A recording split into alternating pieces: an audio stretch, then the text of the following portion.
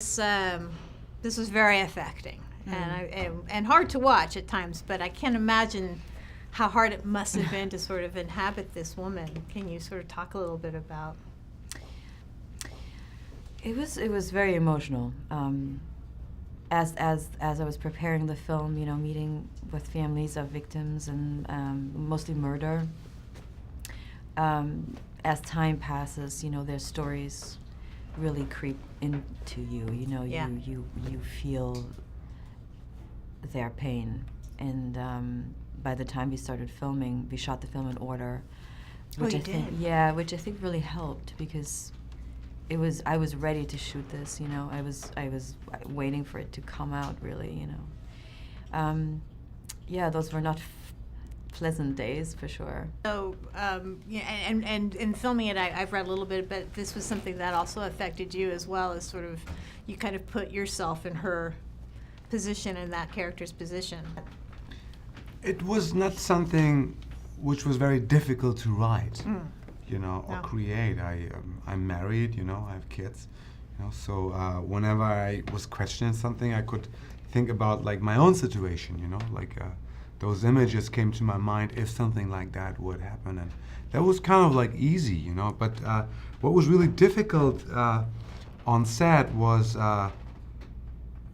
the level of concentration of Diane. She was so focused. She was so concentrated, And usually I'm the center of concentration on my sets, but this time there was somebody who was more concentrated than I am, right. And that affected the whole crew. It was a crew where everybody talked like silent, but nobody asked for it. That happened automatically. It was a very intense shooting. Yeah. Well, did you do things to sort of lighten the mood a little bit, or try to, or did you really kind of just want to keep in that space? Yeah. I didn't feel like going out at night, having a massage and having a drink. I mean, it wasn't all dark once we got to Greece, and we definitely also had moments of getting together with the crew and everything, but the film didn't leave me ever. Their stories never left me, and even after we wrapped, it took me a long time to get out of the darkness. I felt really depressed, I did. I didn't work for 4 or 5 months after. Yeah, well, it's washing over me still, so. Yeah. It is. I mean, and it's also so relevant, I think. Yeah. With the terrorist attacks that happen all over the world. Yeah. So can you talk a little bit about trying to tap into that kind of relevancy with this?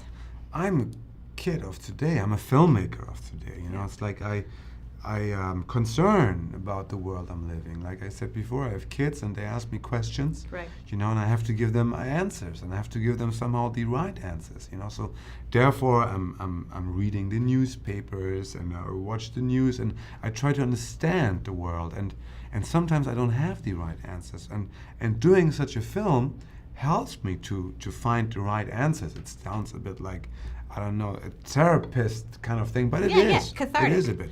Yeah. Cathartic. It is a bit like that. Yeah.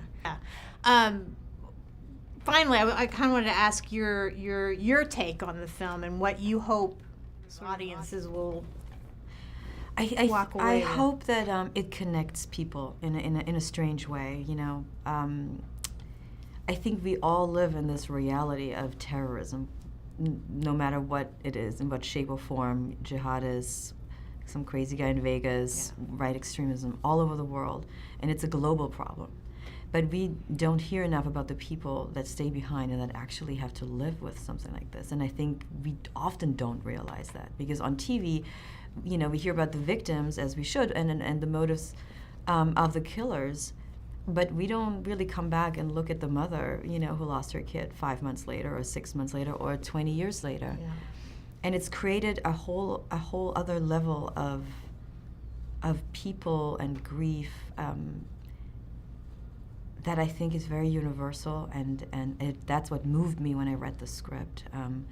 And showing the film here in the U.S. And elsewhere has made me realize how much that is a universal language, and you responded to it as a mother. People respond to this film on an emotional level. And that is very amazing to feel.